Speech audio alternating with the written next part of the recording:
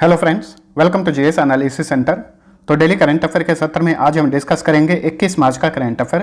Current affair के साथ साथ जितने भी इंपॉर्टेंट एक्स्ट्रा फैक्ट होंगे सारे को डिस्कस करेंगे। साथ ही इसका पीडीएफ इस वीडियो के डिस्क्रिप्शन से आप डाउनलोड कर सकते हैं।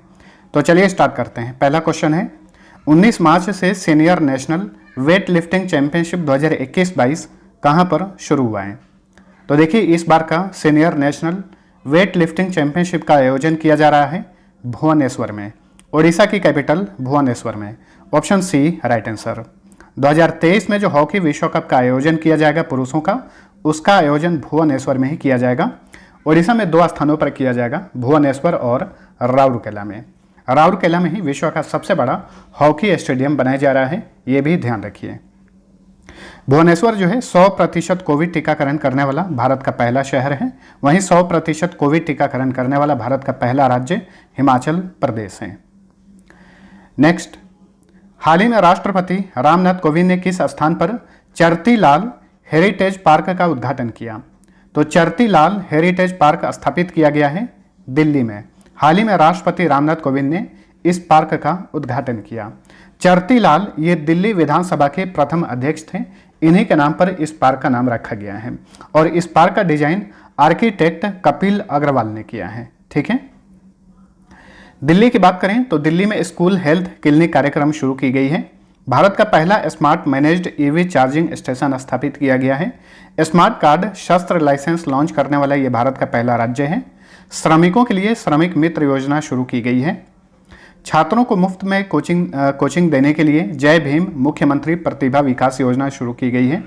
बच्चों की सुरक्षा हेतु दिल्ली पुलिस ने अभया पहल लॉन्च किया है। देश का मेंटर कार्यक्रम लॉन्च किया गया है और इस कार्यक्रम के ब्रांड एम्बेसडर हैं सोनू सूद। दिल्ली पुलिस ने उन्नति नामक एक लर्निंग प्लेटफॉर्म लॉन्च किया है। बच्चों की पोषण और स्वास्थ्य संबंधी जरूरतों को पूरा करने के लिए आंगनवाड़ी ऑन व्हील्स अभियान लॉन्च किया गया है दिल्ली में। नेक्स्ट, संयुक्त राष्ट्र के 10वें वर्ल्ड हैप्पीनेस रिपोर्ट 2022 में 146 देशों की सूची में भारत किस स्थान पर है? तो हाल ही में यूनाइटेड नेशन ने वर्ल्ड हैप्पीनेस रिपोर्ट का 10वां संस्करण जारी किया है। इसमें 146 देशों की सूची में भारत 136वें स्थान पर है। ऑप्शन ए सही उत्तर है। पिछले साल 149 देशों की सूची में भारत 139वें स्थान पर था। इस साल 146 देशों की सूची में भारत 136वें स्थान पर है। इस वर्ल्ड हैप्पीनेस रिपोर्ट के बारे में और बातें जान लेते हैं। फिनलैंड लगातार 5वें साल इस सूची में पहले स्थान पर है, यानी विश्व का सबसे खुशहाल देश फिनलैंड है। इसी लिस्ट में डेनमार्क दूसरे स्थान पर, आइसलैंड तीसरे स्थान पर, स्विट्जरलैंड चौथे और नीदरलैंड्स 5वें स्थान पर है। 146 देशों की सूची में अफगानिस्तान सबसे नाखुश देश है, यानी 146वें स्थान पर है। इसमें पाकिस्तान की रैंक जो है भारत से अच्छी है। भारत 136वें स्थान पर है, वहीं पाकिस्तान 121वें स्थान पर है। अब हाल ही फिलहाल में जो भी इंडेक्स जारी किए गए हैं, इसमें भारत की रैंक क्या है वो भी ध्यान रखिएगा। अंतर्राष्ट्रीय बौद्धिक संपदा सूचकांक 2022 में भारत 43वें स्थान पर है। Salesforce global digital skills index 2022 में भारत पहले स्थान पर है। हेनले पासपोर्ट इंडेक्स 2022 जारी किया गया था, इसमें भारत का स्थान 83वां है। डेमोक्रेसी इंडेक्स 2021 में भारत 46वें स्थान पर है। भ्रष्टाचार अवधारणा सूचकांक 2021 में भारत का स्थान 85वां है। नेक्स्ट, 19 मार्च 2022 को भारत जापान शिखर सम्मेलन का 14वां संस्करण कहां पर आयोजित किया गया? तो हाल ही में 19 मार्च को 14वां भारत जापान समिट का आयोजन किया गया नई दिल्ली में। Option B right answer. और इस समिट की सह अध्यक्षता जापान के प्रधानमंत्री फूमियो किशिदा और भारत के प्रधानमंत्री नरेंद्र मोदी ने की। तो याद रखिएगा, जापान के प्रधानमंत्री फूमियो किशिदा भारत की यात्रा पर आए हुए थे इस सम्मेलन में भाग लेने के लिए। इस समिट में भारत और जापान ने कुल 6 समझौतों पर हस्ताक्षर किए। कितने? 6 समझौतों पर हस्ताक्षर किए। और इस सम्मेलन में जापान ने अगले 5 सालों में भारत में 5 लाख करोड़ येन, यानी ये लगभग होता है 3.2 लाख करोड़ रुपए के, या फिर डॉलर की बात करें तो 42 अरब डॉलर निवेश करने की घोषणा की है। यानी जापान ने अगले 5 सालों में भारत में 42 बिलियन डॉलर निवेश करने की घोषणा की है। जापान की बात करें तो भारत और जापान के बीच में एक युद्धाभ्यास का आयोजन किया जाता है, इसका नाम है धर्म गार्जियन। और हाल ही में 2022 के संस्करण का आयोजन कर्नाटक के बेलगाम में किया गया। जापान ने 2022 का हॉकी महिला एशिया कप जीत लिया है। जापान ने दुनिया का पहला डुअल मोड वाहन लॉन्च किया है हाल ही में। जापान को सूर्योदय का देश, सुकुमार फूलों का देश, पूर्व का ग्रेट ब्रिटेन के उपनाम से जाना जाता है। जापान की राजधानी टोक्यो आराकावा नदी के किनारे है। विश्व का सबसे बड़ा शांत ज्वालामुखी जापान के फ्यूजियामा में है। जापान के सम्राट हैं नारुहितो, प्रधानमंत्री हैं फूमियो किशिदा, संसद का नाम है डाइट और करेंसी है जापानी येन। नेक्स्ट, अमेरिकी राष्ट्रपति जो बाइडेन ने किस भारतवंशी को कोविड-19 प्रतिक्रिया समन्वयक के रूप में नियुक्त किया है? तो देखिए, हाल ही में अमेरिकी राष्ट्रपति जो बाइडेन ने भारतवंशी डॉक्टर आशीष झा को अमेरिका के कोविड-19 रेस्पॉन्स कोऑर्डिनेटर के रूप में नियुक्त किया है। तो इस क्वेश्चन का राइट आंसर है ऑप्शन डी। अगला क्वेश्चन है, 105 मीटर ऑफशोर पेट्रोल वेसल श्रृंखला के 5वें पोत का क्या नाम है, जिसे हाल ही में केंद्रीय रक्षा सचिव अजय कुमार ने कमीशन किया? तो 105 मीटर ऑफशोर पेट्रोल वेसल श्रृंखला का 5वां पोत का नाम है सक्षम। इसे हाल ही में गोवा में रक्षा सचिव डॉक्टर अजय कुमार ने कमीशन किया। ऑप्शन ए सही उत्तर है। इस पोत को गोवा शिपयार्ड लिमिटेड द्वारा स्वदेशी रूप से डिजाइन और निर्मित किया गया है। नेक्स्ट, 20 मार्च 2022 को किस विषय के साथ विश्व गौरैया दिवस यानी वर्ल्ड स्पैरो डे मनाया गया? तो हर साल 20 मार्च को वर्ल्ड स्पैरो डे मनाया जाता है। 2022 का थीम है I love sparrow. Option C right answer. ध्यान रखिएगा, 20 मार्च को ही वर्ल्ड हैप्पीनेस डे यानी विश्व प्रसन्नता दिवस और विश्व मौखिक स्वास्थ्य दिवस यानी वर्ल्ड ओरल हेल्थ डे मनाया जाता है। और 20 मार्च को ही विश्व गौरैया दिवस भी मनाया जाता है। गौरैया एक चिड़िया का नाम है। अगला क्वेश्चन है, नवीनतम पुस्तक Soli Sorabjee life and times के लेखक कौन हैं? तो सोली सोराबजी के ऊपर आधारित ये पुस्तक है, इनकी जीवनी है Soli Sorabjee life and times. इसके लेखक हैं अभिनव चंद्रचूड़। ऑप्शन ए सही उत्तर है। सोली सोराबजी ये भारत के पूर्व अटॉर्नी जनरल यानी महान्यायवादी थे। पिछले साल इनका निधन हो गया था। ये भारत के 2 बार महान्यायवादी रहे थे। पहली बार 1989 से 90 तक और दूसरी बार 1998 से 2004 तक सोली सोराबजी भारत के महान्यायवादी रहे थे। वर्तमान में भारत के महान्यायवादी हैं के वेणुगोपाल। एक क्वेश्चन और यहाँ से पूछा जाता है बार बार, भारत के महान्यायवादी का उल्लेख संविधान के किस अनुच्छेद में किया गया है? तो अनुच्छेद 76 में। अब हाल ही फिलहाल में जो भी इंपॉर्टेंट पुस्तकें लॉन्च हुई हैं इन्हें भी याद रखिए। On Board My Years in BCCI के लेखक हैं Ratnakar Shetty. The Blue Book के लेखक हैं Amitabh Kumar. The Great Tech Game के लेखक हैं Anirudh Suri. A Nation to Protect के लेखक हैं Priyam Gandhi Mody. How to Prevent the Next Pandemic के लेखक हैं बिल गेट्स। और ये पुस्तक ज़्यादा इंपॉर्टेंट है तो इसे याद रखिएगा। नेक्स्ट, हाल ही में किस कंपनी ने भारत का पहला ईंधन सेल इलेक्ट्रिक वाहन यानी fuel cell electric vehicle launch किया है? तो भारत का पहला ईंधन सेल इलेक्ट्रिक वाहन लॉन्च किया है टोयोटा इंडिया ने। Option C right answer. वैसे टोयोटा जो है ये जापान की कार निर्माता कंपनी है, भारत में भी काम करती है। तो टोयोटा इंडिया ने भारत का पहला ईंधन सेल इलेक्ट्रिक वाहन लॉन्च किया है। तो ग्रीन हाइड्रोजन आधारित इस वाहन को केंद्रीय सड़क एवं परिवहन मंत्री नितिन गडकरी ने लॉन्च किया और इस वाहन का नाम है टोयोटा मिराई। टोयोटा इंडिया की स्थापना 1997 में की गई थी। मुख्यालय बेंगलुरु में है। टोयोटा इंडिया के प्रबंध निदेशक हैं मासाकाजू योशीमुरा। अगला क्वेश्चन है, भारतीय स्वतंत्रता के 75वें वर्ष के उपलक्ष्य में महात्मा गांधी के नाम पर ग्रीन ट्रायंगल का उद्घाटन किस देश में किया गया है? तो देखिए, भारतीय स्वतंत्रता के 75वें वर्ष के उपलक्ष्य में महात्मा गांधी के नाम पर ग्रीन ट्रायंगल का उद्घाटन किया गया मेडागास्कर में।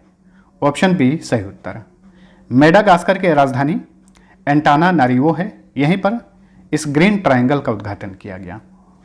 मेडागास्कर के वर्तमान में राष्ट्रपति हैं एंड्री राजोइलिना। प्रधानमंत्री हैं क्रिस्टियन एंडसे और यहाँ की करेंसी है रियारी।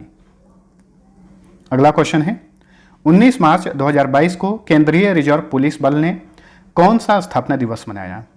तो हाल ही में सीआरपीएफ ने अपना 83वां स्थापना दिवस मनाया। ऑप्शन ए सही उत्तर है।